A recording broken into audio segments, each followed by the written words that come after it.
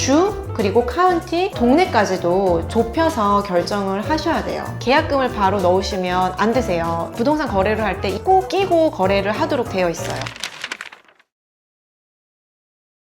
안녕하세요. 고미안TV의 고미안입니다. 반갑습니다. PD님, 네. 미국 부동산에 대해서 저 알아가고 있으시잖아요. 얘기 들어보시니까 미국 부동산 하나 사고 싶지 않으세요? 솔직히 되게 투자처로 괜찮은 것 같아요. 네. 근데 고민이 영어도 안 되는데 미국에서 부동산 사려면 어떻게 사야 되지가 지금 막막해요. 맞는 말씀이세요. 미국 부동산을 구매하는 절차가 한국 부동산을 살 때랑 많이 달라요. 그래서 오늘은 제가 미국 부동산 구매 절차에 대해서 대략적으로 알려드릴게요. 미국 부동산이라고 다를 건 없고요. 오늘은 제가 정리한 미국 부동산 구매 절차 10가지에 대해서 얘기 드려볼게요. PD님, 한국에서 부동산 투자하실 때 가장 먼저 뭘 선택하세요?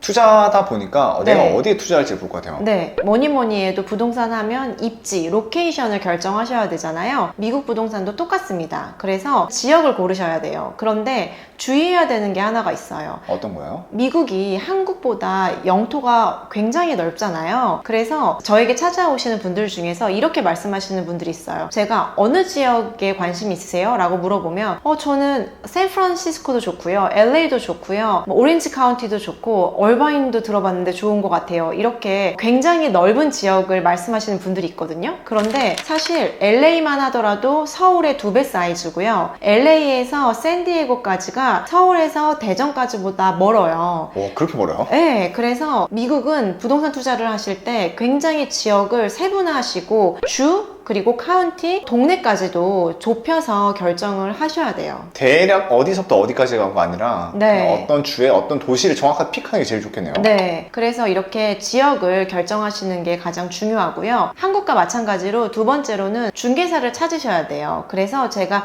관련해서 이전 영상에 자세히 설명을 드렸거든요. 그래서 그 영상을 한번 참고해 보시면 좋을 것 같고요. 중개사를 컨택했다. 그리고 나면 세 번째로는 예산을 정하셔야 돼요. 내가 얼마짜리를 살 건지. 그럼요. 미국에 부동산을 사겠다고 중개사에게 연락을 하시면 이런 질문을 많이 받으시거든요. 다운 페이먼트 얼마 하실 거예요? 이렇게 많이 물어봐요. 다운 페이먼트가 네, 다운 페이먼트는 우리가 부동산을 살 때 부동산 전체 가격이 있잖아요. 그리고 부대 비용이 들잖아요. 그 총 금액에서 대출, 융자 받을 금액을 뺀 나머지, 그러니까 자기 투자금이죠. 자기 투자금을 미국에서는 다운 페이먼트라고 불러요. 그래서 얼마만큼의 다운 페이먼트, 내 자기 투자금을 준비할 수 있는지에 따라서 집값을 역산해서 구해지게 되거든요. 그럼 여기서 대출은 얼마 정도 나올지가 궁금하시잖아요. 네. 예전 영상에서 제가 말씀드렸다시피 외국인에게도 미국은 주택 같은 경우에는 최대 70%까지, 상업용 건물의 경우에는 60에서 65%까지 대출이 나와요. 그러니까 총 들어가는 비용에서 대출금을 빼고 내가 투자할 수 있는 금액을 인지하시고 부동산 가격을 정하셔야 됩니다. 우리나라 같은 경우에는 약간 대출할 때 KBC세 뭐 그런 게 있잖아요. 네네. 미국은 그럼 매매 가격의 70%라는 건가요? 그렇진 않고요. 미국도 대출하게 되면 감정평가를 합니다. 전문 감정평가사가 감정평가한 금액을 기준으로 해서 대출이 실행되고 있어요. 네 번째로는 중개사분들이 많은 리스팅되어 있는 매물들을 보여주실 거잖아요. 그 중에서 1차적으로 고르셔서 그 집을 보러 가시게 되세요. 이를 미국에서는 오픈하우스 투어라고 해요. 주택의 경우에는 주말에 주로 많이 오픈하우스 투어를 하고요. 상업용 같은 경우에는 평일에 투어를 하게 되거든요. 그래서 일단 내가 관심 있는 부동산을 임장하고 답사하는 게 네 번째 절차입니다. 다섯 번째로는 내가 마음에 드는 집을 찾으셨어요. 그러면 어떻게 하고 싶으세요? 계약금도 써야죠. 미국은 계약금을 바로 넣으시면 안 되세요. 일단은 오퍼 그리고 카운터 오퍼를 받는 절차가 있어요. 그게 무슨 말이에요? 네, 오퍼라고 하면은 뭐냐면 그 집주인이 받고 싶은 금액을 올려놨잖아요. 그런데 나는 집주인에게 얼마 금액으로 얼마 정도의 내 다운 페이먼트 투자금을 가지고 어느 정도는 대출을 받고 잔금은 언제까지 치러주겠다, 이런 여러 가지 오퍼들을 집주인이 일정 기간 동안 받아요. 그 중에서 가장 마음에 드는 오퍼 오퍼를 낸 매수자에게 혹은 모든 매수자들에게 집주인이 나는 이러한 조건으로 집을 사려는 사람에게 집을 팔겠다 이렇게 카운터 오퍼를 다시 주게 돼 있거든요. 아, 처음에 오퍼 한번 주고 네. 다시 한 번 더 카운터 오퍼라는 걸 주는 거예요? 네, 그래서 이 카운터 오퍼는 다시 매수자가 보내기도 하고 매도자가 보내기도 하고 여러 번 왔다 갔다 하다가 거래가 성사되면 이제 계약서를 쓰시는 거예요. 되게 절차가 까다롭네요. 네. 그러면 그 카운터 오퍼 할 때 조금 더 조건이 바뀔 수도 있는 거예요? 그럼요. 매도자 우위 시장에서는 집주인에게 유리한 방식으로 오퍼 조건이 바뀔 수도 있고요. 만약에 매수자 우위 시장에서는 아무래도 매수자에게 유리한 조건으로 집주인이 받아줄 수밖에 없어요. 아니 근데 금액을 갑자기 집주인이 올려버리면 이것도 계획에 차질이 생길 수도 있지 않을까요? 내 예산을 초과했다고 하면 계약은 무산되는 거고요. 나는 정말 이 집을 사고 싶다라고 한다면 그 조건에 맞춰서 협상을 해야 되는 거죠. 그리고 이 오퍼를 넣을 때 나의 자금력을 증빙을 해야 돼요. 객관적으로. 무슨 말이냐면 금융기관, 은행이라든지 뭐 모기지 전문 그 금융기관들 있잖아요. 그 기관들에게 나의 자산과 소득과 연봉이라든지 신용 등의 정보를 주고 얼마만큼의 대출을 해주겠다 이런 추천서를 받게 돼 있어요. 매수자가 그걸 가지고 있어야 되는 거예요? 네, 그 매수자가 그런 추천서를 받아서 매도자에게 제출을 해야 합니다. 되게 까다롭네요. 네, 우리는 그런 거 없잖아요. 네, 우리나라는 그런 절차가 없는데 미국은 아무래도 매수자를 보호하는 장치들이 있잖아요. 예를 들면 30일 이내에는 계약을 취소할 수 있다든지 뭐 협의에 의해서 뭐 21일 이내에는 계약을 취소할 수 있다든지 이런 것들이 있기 때문에 매도자도 본인을 보호하기 위해서 자금이 충분히 마련이 된 사람들에게 카운터 오퍼를 주고 계약을 하기를 원해요. 이런 사전 융자 신청서, 뭐 사전 대출 뭐 추천서 이런 서류를 받아서 오퍼와 함께 집주인에게 그 제출을 하게 돼 있어요. 그 다음 절차는 양쪽의 중개사와 함께 그 계약서를 쓰시게 되고요. 이 계약서에 매도자와 매수자가 사인을 하고 나면 바로 에스크로우가 오픈이 됩니다. 에스크로우 하면 어떤 생각이 드세요? 처음 들어보는데요? 왜 중고거래할 때 에스크로우 계좌 많이 이용하잖아요. 어떤 거래에 있어서 자금을 관리해주는 이런 제3자 기관을 에스크로우라고 많이 알고 계시는데요. 미국 부동산은 부동산 거래를 할 때 이 에스크로우를 꼭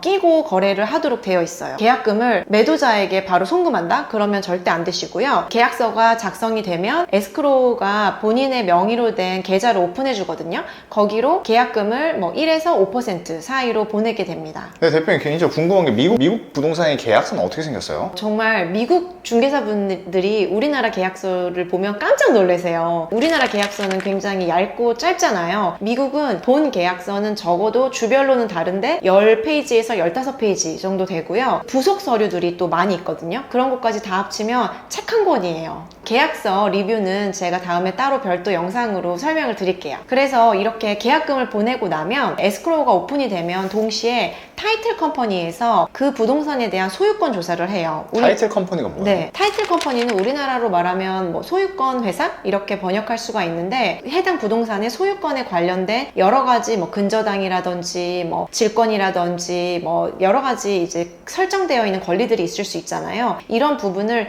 다 조사해주는 회사를 타이틀 컴퍼니라고 하거든요. 그래서 별도의 타이틀 회사가 그 부동산의 소유권에 문제가 없는지 점검을 하고 보고서를 또 작성해서 제출을 해줍니다. 그리고 그 다음에는 부동산에 대해서 홈 인스펙션을 하게 돼 있어요. 그건 또 뭐예요? 네, 우리나라에서 부동산 사실 때 몇 분이나 둘러보세요? 5분도 정말 후다다다다 이렇게 눈치가 보여가지고 금방 보고 오시잖아요. 그런데 미국은 오픈하우스 투어 때부터도 집주인이나 임차인이 자리를 비워주고 그리고 별도의 이렇게 계약을 진행하고 에스크로우가 오픈되고 나면 전문 사전 점검 조사관, 그러니까 홈 인스펙터가 집에 방문해서 반나절 또 면적이 넓으면 뭐 하루 종일도 집 전체의 하자를 점검을 해요. 그래서 예전에 제가 홈 인스펙션에 대해서 영상을 하나 올렸거든요. 그래서 그 영상을 보시면 더 자세히 아실 수가 있을 거예요. 이렇게 전문 조사관이 조사한 내용을 토대로 다시 한 번 더 매수자와 매도자 간의 가격 협상이 이루어질 수가 있어요. 일정 소정의 수수료가 들더라도 꼭 인스펙션을 하셔야 하거든요. 이 말이 무슨 말이냐면 실제로 눈으로 봤을 때는 멀쩡해 보였는데 중대한 하자들이 발생할 수가 있잖아요. 그렇게 되면 그 보고서의 결과가 다 나오게 되어 있거든요. 그러면 이제 다시 한번 협상이 들어가는 거예요. 그래서 집주인에게 이걸 정상적으로 고쳐주던지 아니면 집주인이 귀찮을 수도 있잖아요. 그러면 나에게 크레딧이라고 불리는 돈을 줘. 그러면 내가 직접 고칠게. 이렇게 협상을 하면서 결과적으로는 집값을 한 번 더 깎는 그런 효과를 얻을 수 있기 때문에 그 수수료를 아깝게 생각하지 마시고 인스펙션을 꼭 하셔야 해요. 이 과정과 동시에 매수자는 어떤 것을 준비하셔야 되냐면 대출을 빠르게 알아보셔야 돼요. 그래서 전에 추천서를 받은 은행과 일을 하셔도 되고 그 은행이 아닌 다른 은행에 연락을 하셔서 여러 가지 요구하는 자료들이 있거든요. 그래서 자료를 제출하시고 평가를 받으셔서 대출이 얼마 나올지 이런 것들을 점검을 받게 됩니다. 아, 그게 거의 뒷부분에서 이루어지네요. 사실은 제가 말씀을 늦게 드린 거고 이 중개사분이 여러 가지 인스펙션이라든지 계약을 진행하고 계실 때 매수자는 빠르게 대출을 계약 초기부터 알아보셔야 돼요.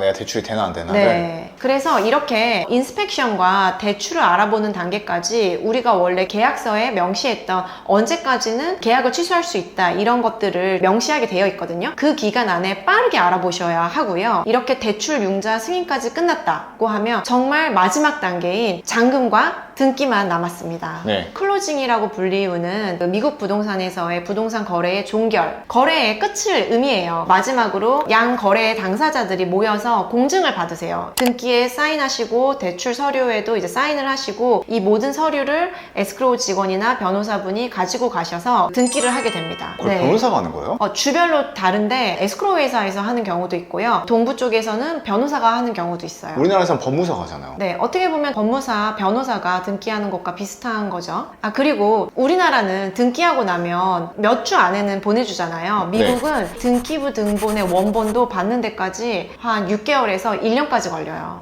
사본은 먼저 보내주고 실제로 이 원본을 받는데 수개월에서 1년이 넘게도 걸려요. 우리나라가 진짜 빠르긴 빠르네요. 네, 오늘 미국의 부동산 구매 절차에 대해서 알아보았는데요. 미국 부동산 구매를 생각하시는 분들에게 도움이 되는 영상이었으면 좋겠습니다. 시청해주셔서 감사합니다.